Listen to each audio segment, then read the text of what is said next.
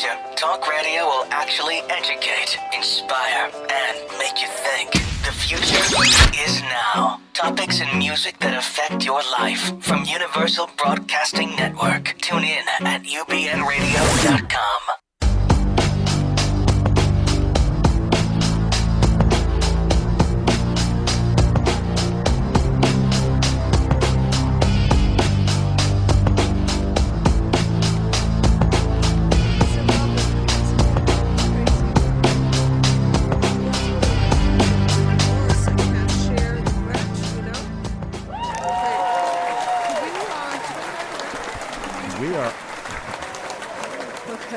There we go. Are we having fun yet?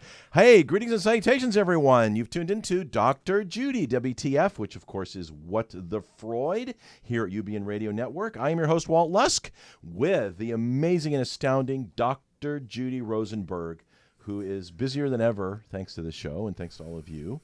And we are continuing our series, and at the rate we're going, at least next week, we are on the brink of divorce, and can my marriage be saved? And let me just give a tip for you, that for those of you that don't listen to the whole show, which you need to, yes, you can. And there's a call-in show, and so you can get on the couch with Dr. Judy if you would love to, and we would love you to. And the number is area code 323-843-2826. Well, can you turn that camera around? I don't know. Sure, If we have any call-ins, at least I could see people. Of course. Okay, thank you. Yes. So, I'll do that in a second. Okay. When you make the sacrifice in marriage, you are sacrificing not to each other, but to unity in a relationship. And I wanted to just have one testimonial, which really isn't about this show particularly, but I just couldn't resist, if I may, real quick. Your show is so balanced and gentle, and I get the most out of the explanation on borderline and narcissistic moms, as well as unavailable dads. Relationships are everything, and it's time for me to learn. Thank you very much for all your help, and you give the world. God bless you both and keep you both close. So, Dawn, thanks so much for your kind comment. That is so nice. Thank you so much, Dawn. And really, we so appreciate your call-ins, comments, and your participation in this, because, after all, it really is about you and what we could do for you. And tonight, we're continuing the series on how to save your marriage. And my philosophy has always been, don't dump the person, dump the problem. However, if that person is so problematic that he or she will not dump their problem and is infecting you with that problem, you might have to consider that. But let's not go there until we take a look at all the alternative ways in which you can save your marriage. And one of the ways that you can obviously save your marriage is to get emotionally as healthy as you can, and to bring your partner into healing, because the more the two of you heal individually, the more your relationship can have two healthier parts to bring it together. So I know, Walt, you did a lot of research on this topic, and we've got a plethora oh my goodness. of articles. So you want to dive in first? Yeah. So there's some. Let's do some signs that your marriage can be saved. Okay. So first off, admit that you are not the perfect spouse. Okay. Besides, perfectionism is fatal. Okay. There is always relationship physics at work. Every action has an equal and opposite reaction, okay?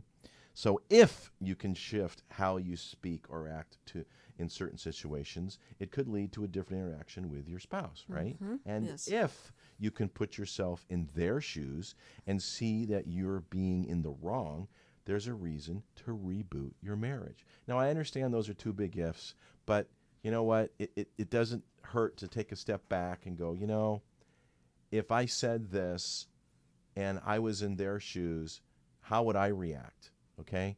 It's yeah, you've been wounded. Yeah, you've been hurt. And we're going to go through that a lot here. But you know what? If you really have just a tiny, tiny bit of like, this person's the mother, father of my children. I've spent umpteen years with him. We dated. He was my high school sweetheart, whatever. You can get back there. It's not going to happen tomorrow, and if you both want to get there, you will get there. So when I it do takes two.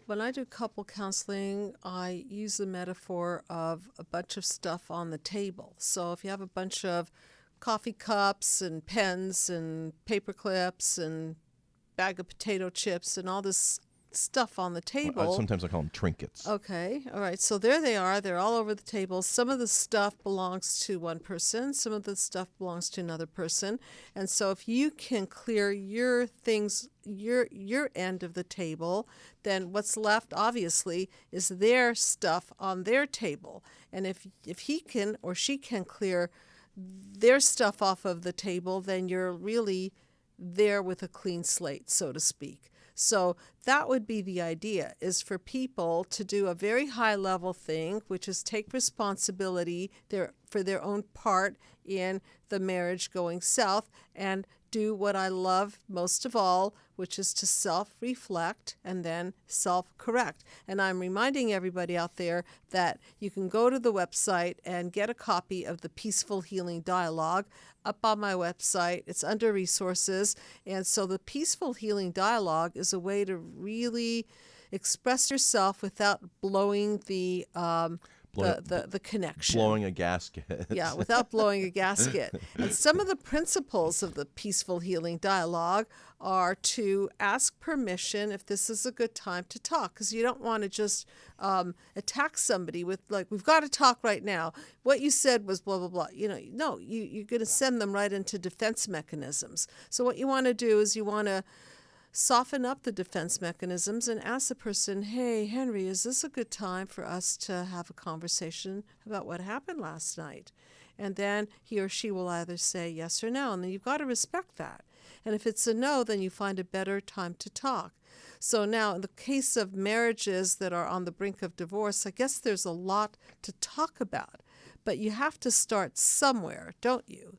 So that somewhere is in essence, starting with a peaceful healing dialogue so that you can start to respect each other, understand each other, put yourselves in that other person's shoes. So the elements of the peaceful healing dialogue have to do with respect, with honest communication, has to do with reshuffling the deck, because sometimes contracts are old and have to be renegotiated. So there are a lot of elements to this, and I know, Walt, you have research on this, information on this. Go ahead. We're going to take another route real quick. We're going to take a rabbit track. Okay. How to find your way back to your spouse. Okay. I mean, write me. I've got more pages on this one than a lot. And info at drjudywtf.com. Mm-hmm. Life is difficult. And, of course, those are the first words of the book, The Road Less Traveled by M. Scott Peck. And, I can get along with everybody, but I just can't get along with my spouse, right? Have you heard that? Have you said that? Mm-hmm. So, you know what? It might be true, but, one lady wrote here, everybody thought we had a fabulous marriage, but we had everybody fooled. They thought we had the best marriage, but they didn't know they were separated, and they didn't have the courage to tell everybody that they were separated. Yeah. That was my marriage. I mean, we looked great outside, but different story behind closed doors. Marriage is difficult. It is so easy to get embroiled in conflict and then have that conflict become a way of life. We have 4 different styles of communicating under stress, 3 of which are terribly destructive, and you've brought a couple of them up, so I want to just expand on it. First, of course, is fighting. In this style, we become argumentative, aggressive, and use the courtroom to try and solve problems. Obviously, that doesn't work, and it leads to more fighting. And it leads to the courtroom. And it does lead to the courtroom, right. And, we've said before, marriage is not 50-50, it's 100-100. And if you give it 50-50, you're going to lose 50% of what you have in the courtroom. The next is flighting, F-L-I-G-H-T, flighting. In this style, we stonewall, refusing to engage with our mate. We rationalize their behavior, believing that at least avoiding the argument is best. But in this style leads to eventual emotional separation, which of course then leads to a physical separation. And being that the entire mind map system is based on healing human disconnect, the forms that Walt is talking about are forms of creating human disconnect, because when you're fighting, you're definitely not connecting. When you're avoiding, you're definitely disconnecting. So if indeed you're on the brink of divorce, what you want to do is you want to create bridges. You don't want to blow up bridges. You want to create ways of connecting, not ways of disconnecting. I have a question, and that is that let's say you really, as you mentioned earlier, there's an issue I really want to bring up to my spouse, and you ask them, hey, is now a good time? And my question is, would it help if you said, look, let's set a clock and we can discuss this for like 15 minutes?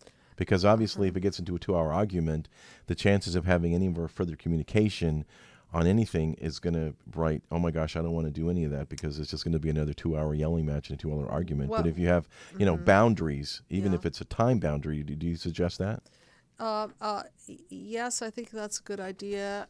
And more importantly, so I think the content of the conversation is the most important, meaning no devaluing, no demeaning, no judging, blaming, shaming, criticizing. And especially when you're talking to people who are injured, you don't really want to use the you word. You did this. You said this. right. You, Exactly. you. Okay, you is like a finger pointing at you, and it's very intrusive, and it can really create a lot of defensiveness, and so you're not going to get that bridge effect that you want. So what you do, and I'm using it as a way of how to do this, is to really create a conversation that has to do with how you feel. So instead of you're right, you're wrong, it's when you say blah, blah, blah, blah, blah, blah, and here you can use the you word because you're talking about how it makes me feel. The emphasis is on how it makes me feel. It really makes me feel very lonely. When you're on your cell phone, it makes me feel really lonely. And when I feel lonely, I feel that you don't care about me. Okay, so a lot of things are happening in this very short conversation. One of the things that's happening is that the person is really telling you their negative core belief, which is having to do with, I'm not important enough. I'm not lovable enough. And so one way to work on saving your marriage is to understand what your spouse's negative core belief is, because once you understand that your spouse has an emotional Achilles heel that you're triggering so hard, or vice versa, and that's why they're running for the hills, and that's why they don't want to be in this thing, then you can understand how to, number one,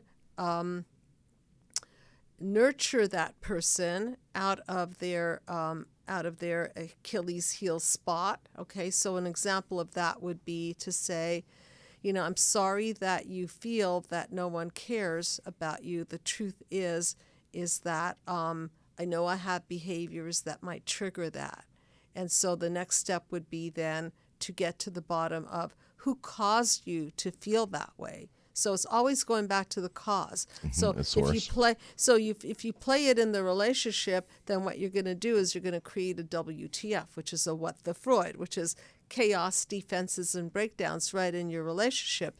If you explore with your partner the cause behind it, it may just be that you're triggering it by going on the cell phone or by doing something else. Not that that's a great idea. I'm not suggesting that being on the cell phone all the time is a great idea, but to understand what is it that you're triggering within the relationship. Because when you find your spouse reacting to things in a bigger, more exaggerated manner than what is called for, then you're really looking at a trigger moment. And so your function as spouses is to protect each other and offer each other care and empathy and understanding. And so I think the more questions you ask regarding, what's bothering you, what can I do to help you, what can I do, even behaviorally, what can I do to make it better for you? So these are more bridging kinds of conversation. That's a long answer to your question, but think about the content of the conversation, not just the length Content, and the word context pops into my mind as well. Context, okay. And then third, we've got fighting. Now we have flighting. Now we have freezing. These are ways that obviously don't work in communication. Freezing is a style where we clam up. We may bite our tongue, but we avoid effective communication and problem solving. So effectively, this leads to emotional and possible physical separation. Because if you don't, if it leads to separation. Yes, because you're not communicating. Right. They're saying what they're saying, and you just you don't say anything. You're freezing. So be climbing really careful that a lot of times what comes out of your mouth in a reactive state is not really what you mean. You may say to your spouse, "I really hate you," and you really mean to say, "I'm hurting. I'm feeling that you hate me, or I'm feeling that you don't love me." So one of the key things is to dial down your reactivity. And for those of you who are not familiar with my mind map, or even for those of you who are familiar with my mind map, let me illustrate it here on the mind map so you can see what I'm talking about. Let me know when it's up there.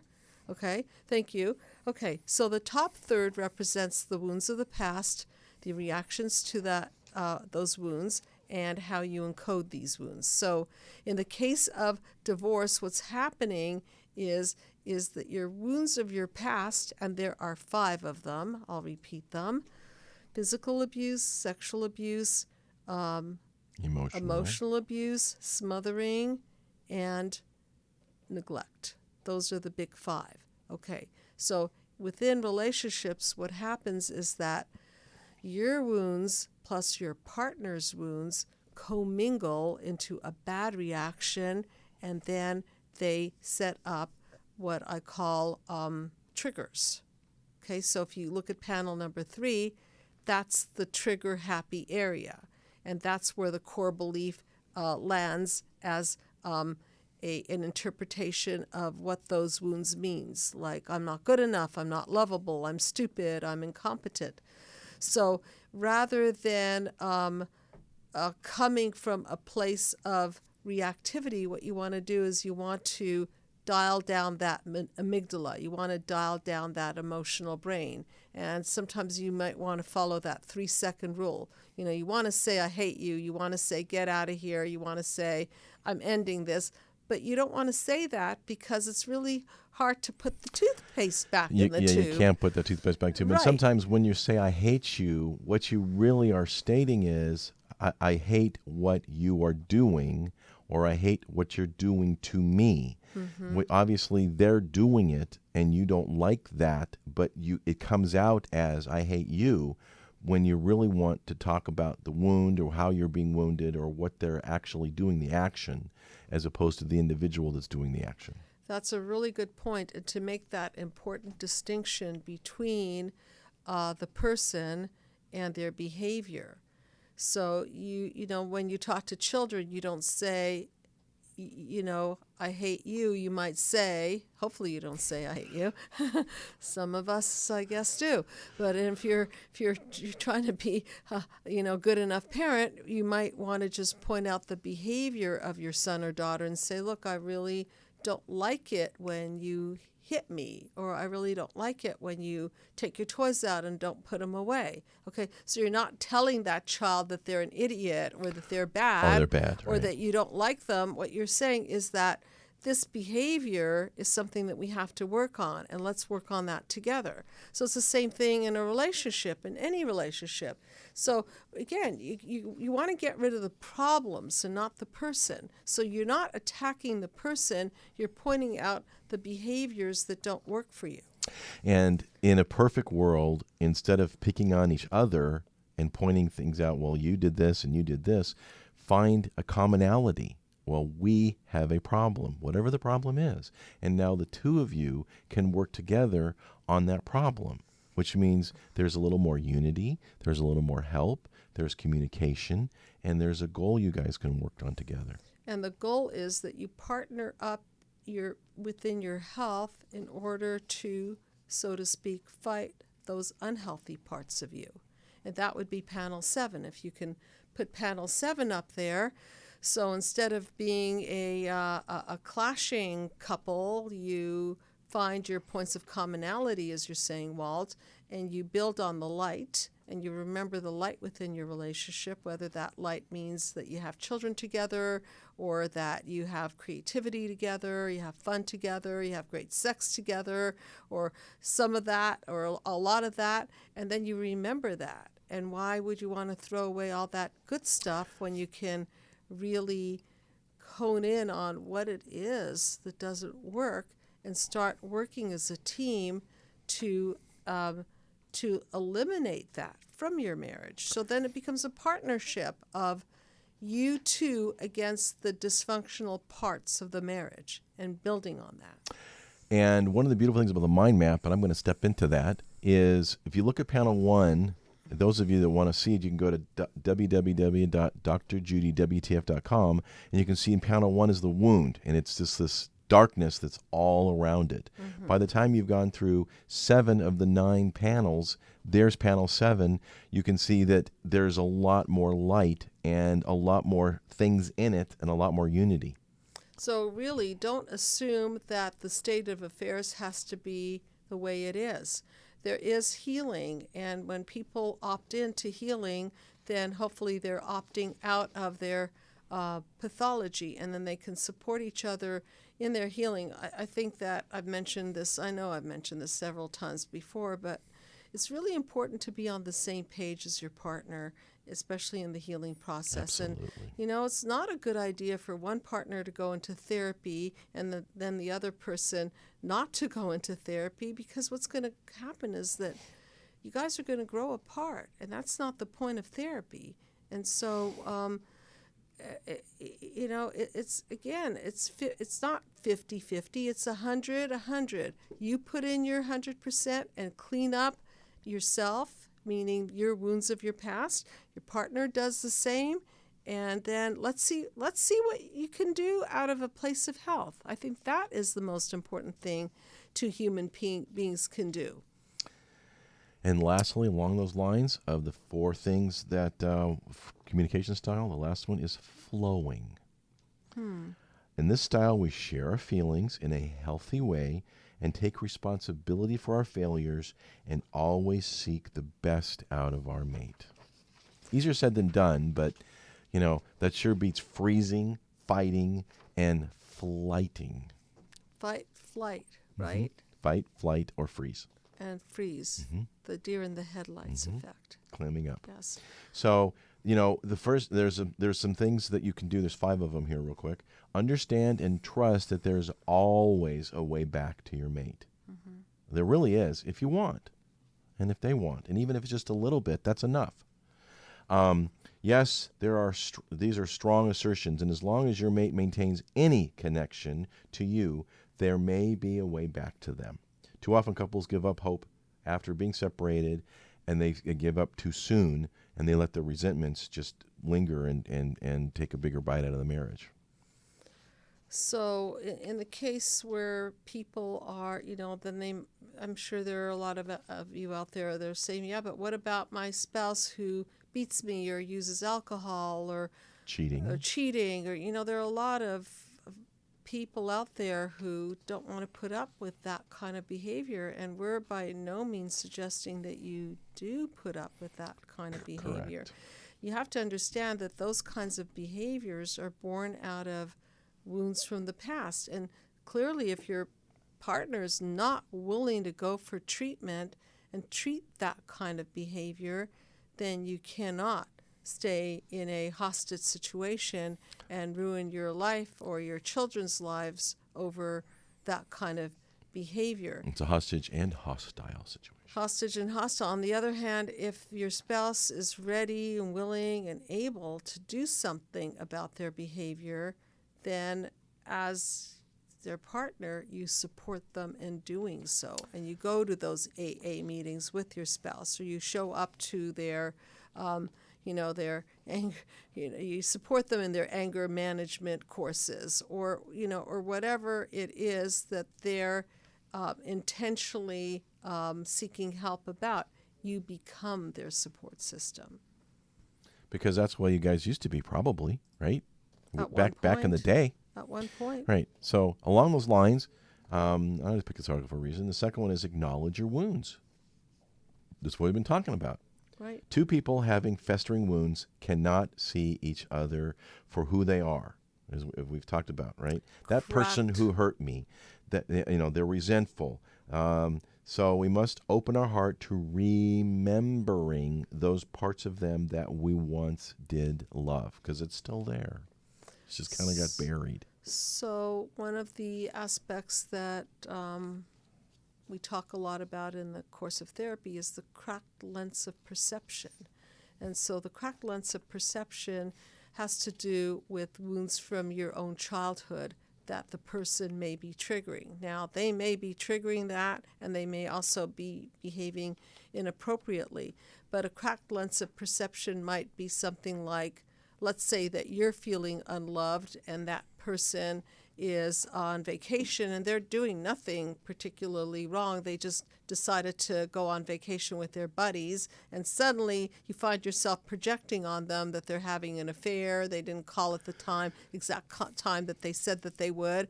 And so now you're on this amazing ride to really pin them with all kinds of projections, like they're cheating, they don't love you, they're out of integrity, and so on.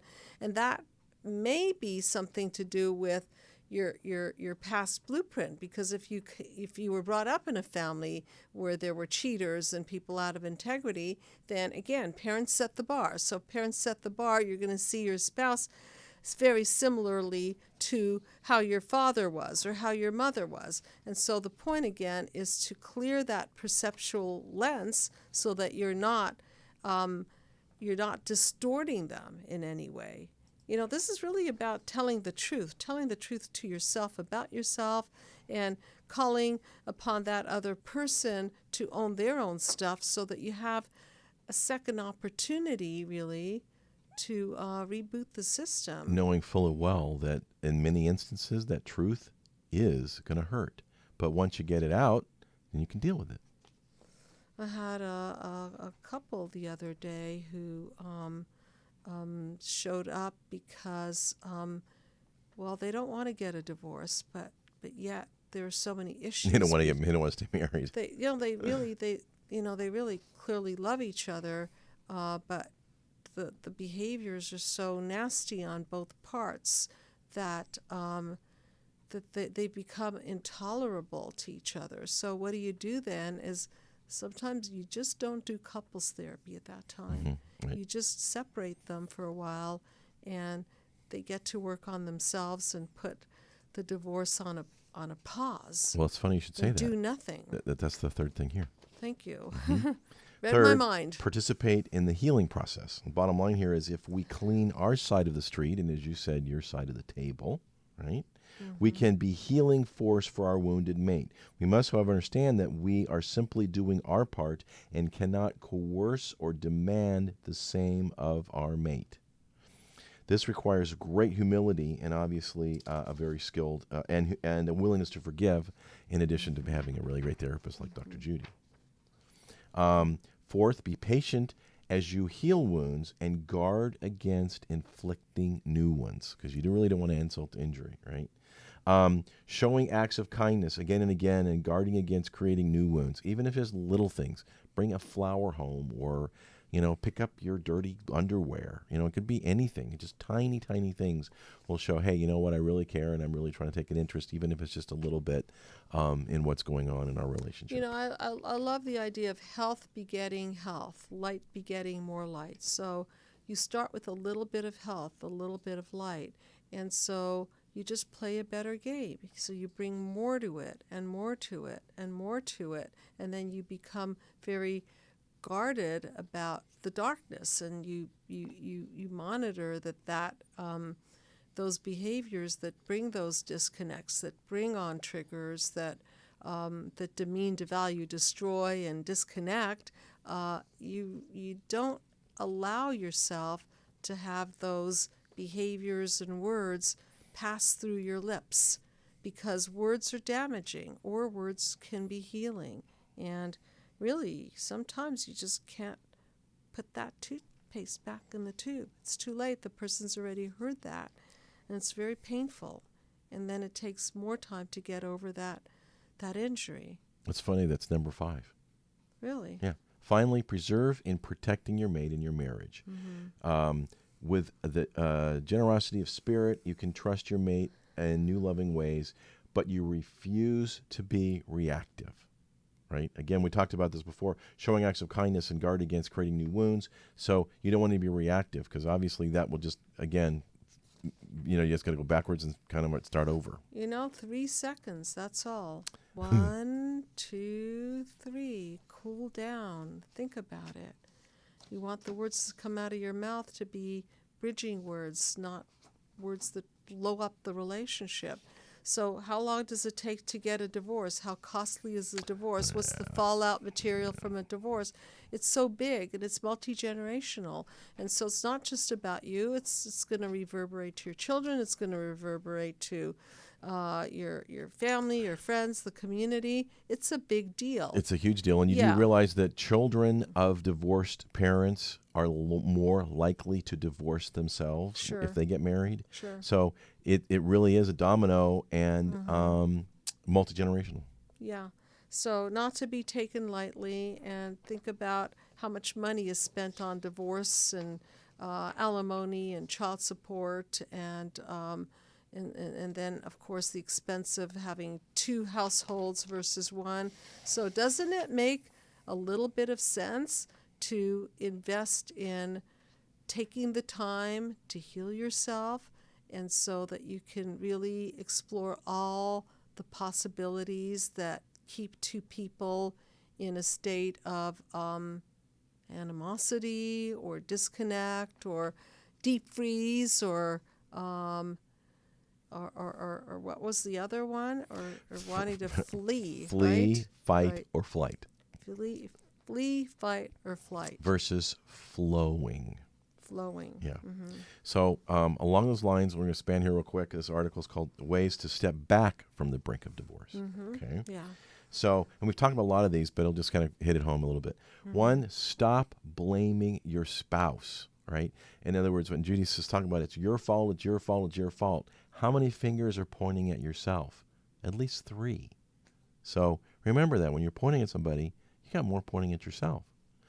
I would often say to myself, when my wife changes, then our marriage will be better. Sure. Well, this was killing my marriage because I was focusing more on her than my own.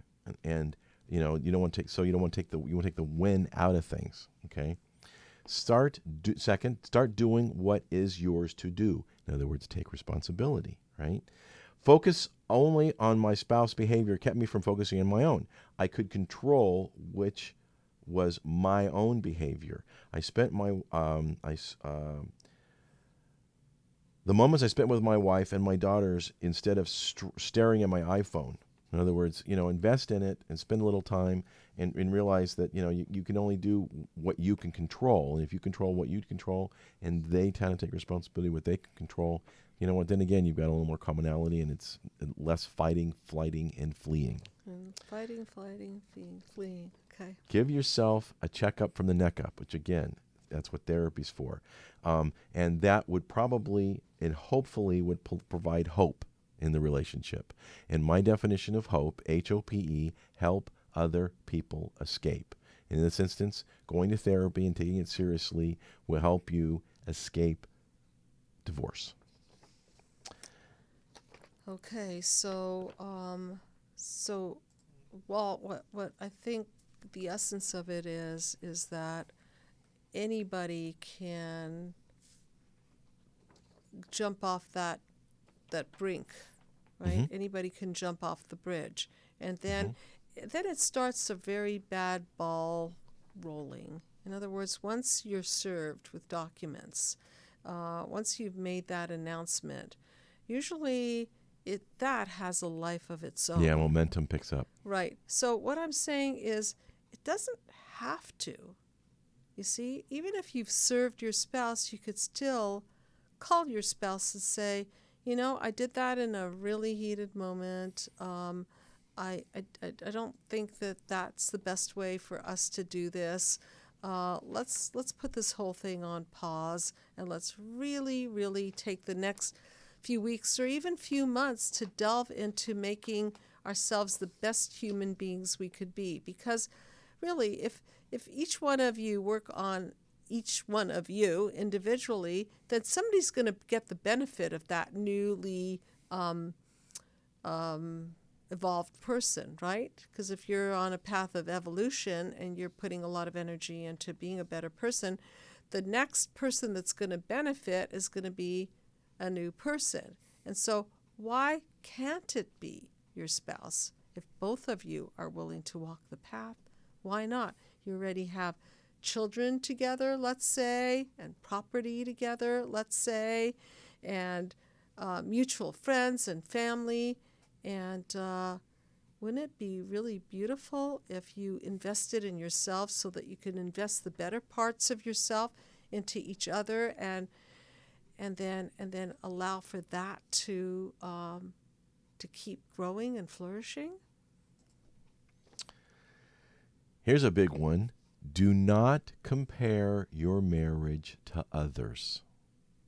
Well, it's Right. impossible because you don't know what goes on behind closed doors. So what did you say once? You said on Facebook, everybody puts on their best. Yeah. Everybody compares their... Oh, don't compare your worst to their best. Right. Everybody looks and good. Fake bake book. I mean, like, you're 30 years old and you bought a brand new car and you look fabulous in it. Mm-hmm. And you've got pictures all over Facebook, but you don't put the pictures of when you were a little drunk and you wrapped it around a phone pole 3 months later. Mm-hmm. No way. You leave the car up and everything's hunky-dory.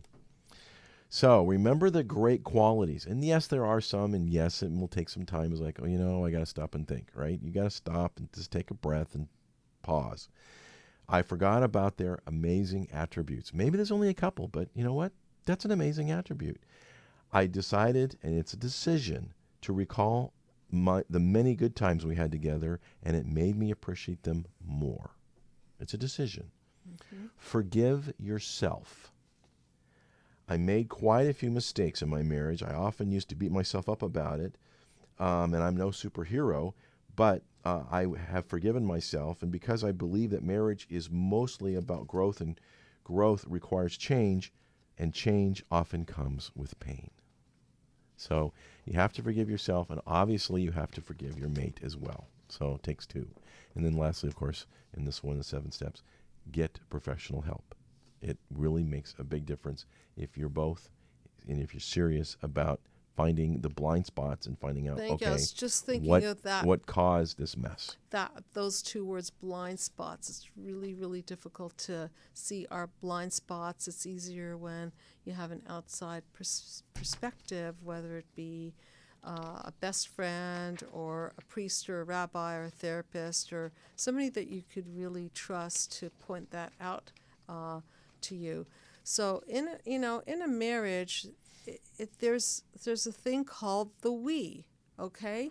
And so it's not that you have to sacrifice the I in order to have the we, but you certainly have to make that we very, very important. And sometimes you do have to say, let me put the I on the back burner so that we can concentrate on the we. And that might mean doing things when you're tired and you don't feel like it, or putting extra effort when I don't feel like it or I don't want to.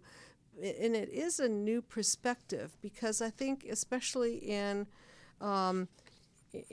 today's world, we're very me-centered. There's a lot of me going on, and I think that we forget that we're wired to connect. We're community-driven. We cannot live without each other.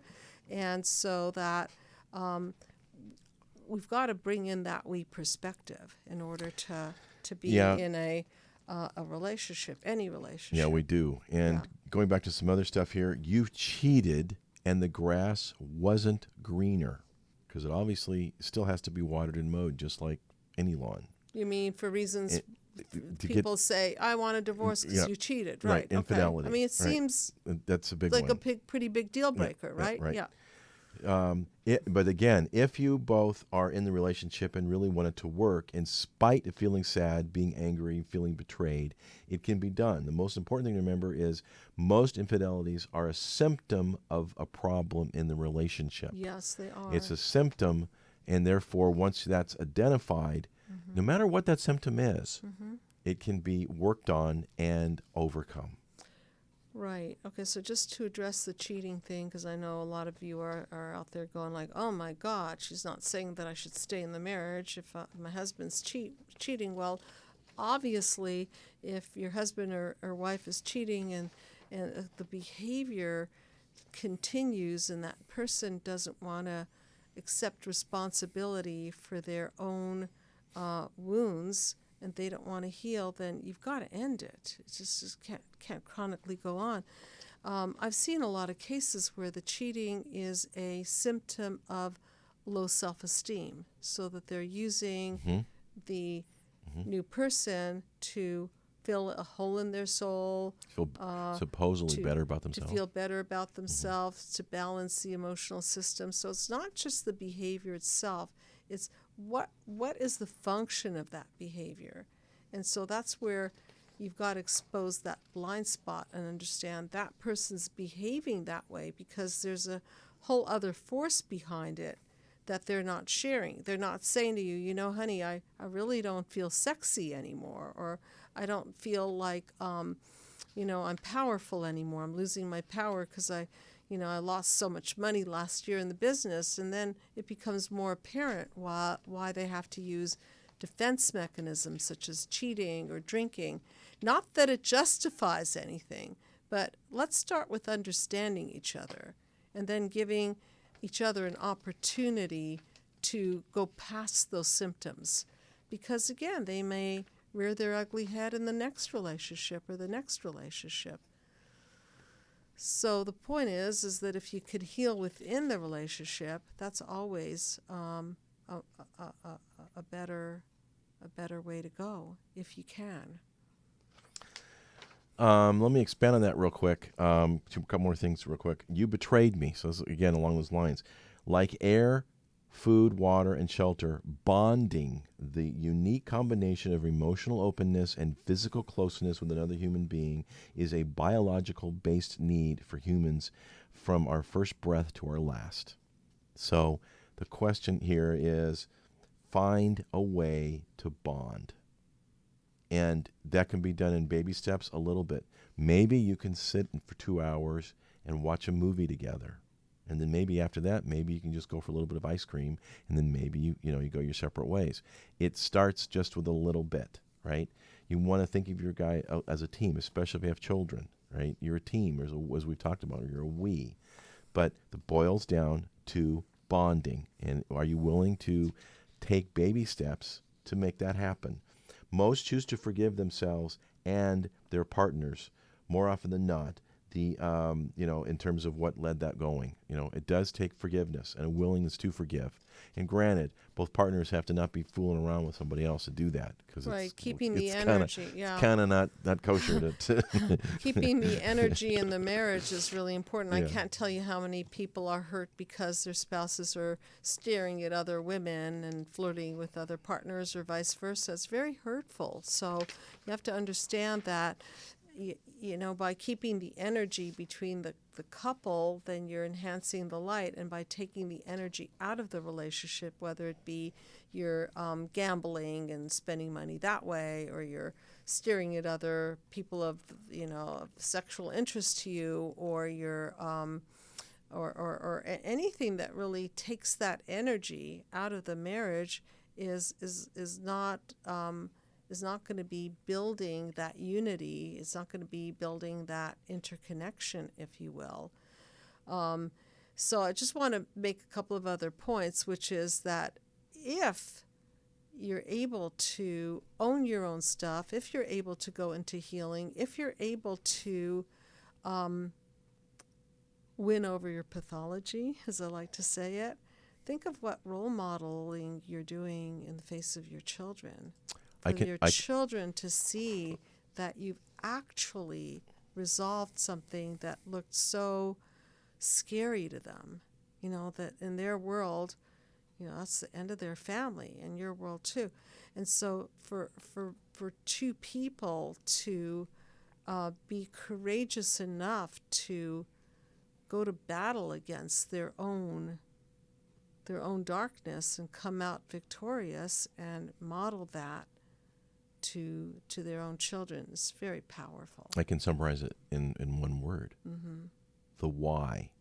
Why? Why do you want to stay together? It doesn't matter what that why is, but it has to be a big one. Yeah. For the children, okay, that's a start, but obviously the children are going to be gone at some point, right? Yeah. Yeah. So what's your why? Why am I going to stay? Not the question of why you leaving.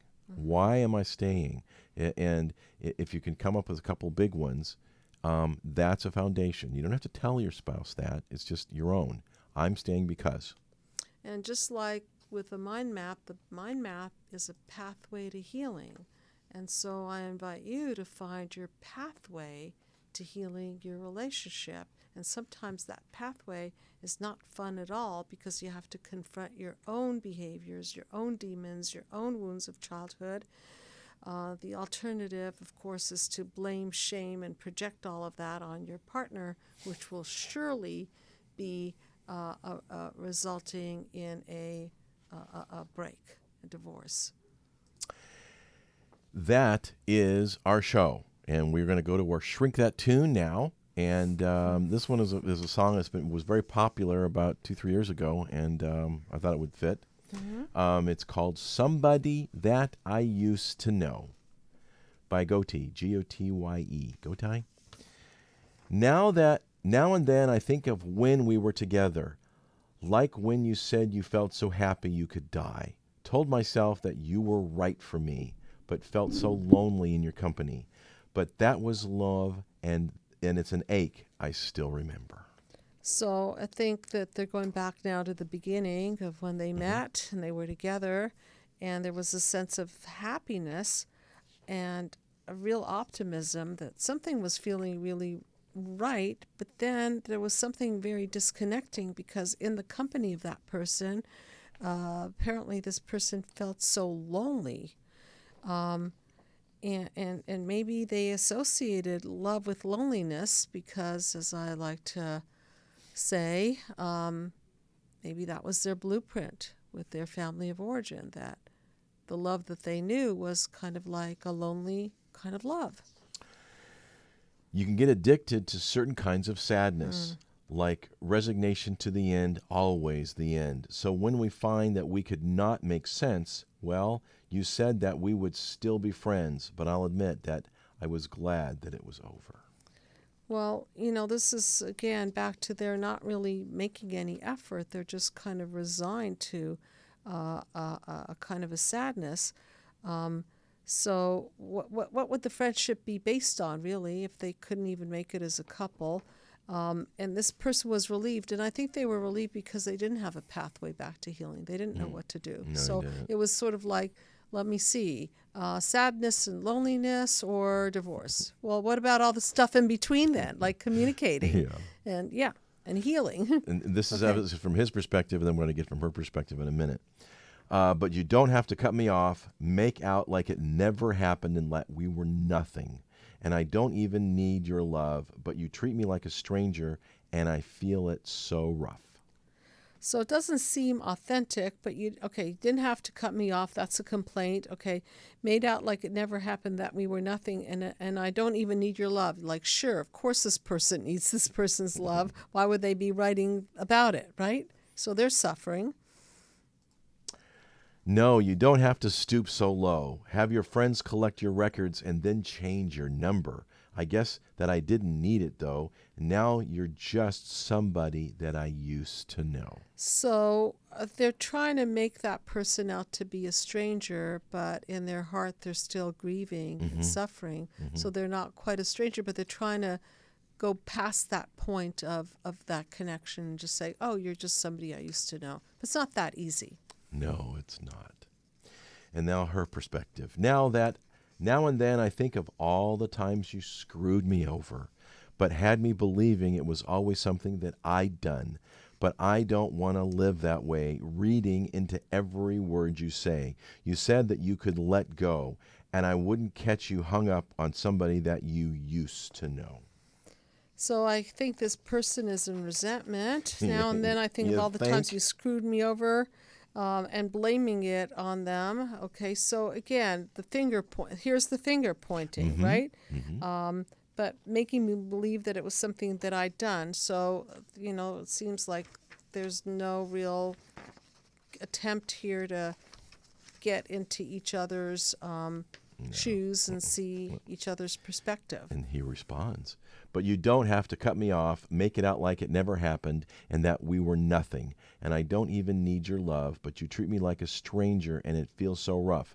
No, you don't have to stoop so low, have your friends collect your records and then change your number. I guess that I don't need it though. Now you're just somebody I used to know. So there's all this inauthenticity here, They're both very upset. There are clearly feelings here, and they're acting as if they're nothing to each other, that they're just strangers to each other. But clearly she's angry because she can't even be around him to collect her own records. She has to have somebody else be sentenced. So wouldn't it be cool if they could just say, I really miss you. I really don't like this. I'm really not happy about this. Let's do something about it. Can you pick one record and we just sit down and listen to it? Yeah, right. Right. Come on, we used to. And then, of course, the chorus it ends. Somebody I used to know, somebody now that you're just somebody I used to know. Right. So that's pretty much the song. Yeah, and again, I want to repeat, if, it's always better to lose the problem and not the person. And so you have time to back this process up if you want to. Even if you filed for a divorce, you can just call the person and say, let's put a pause on this thing and let's get to work on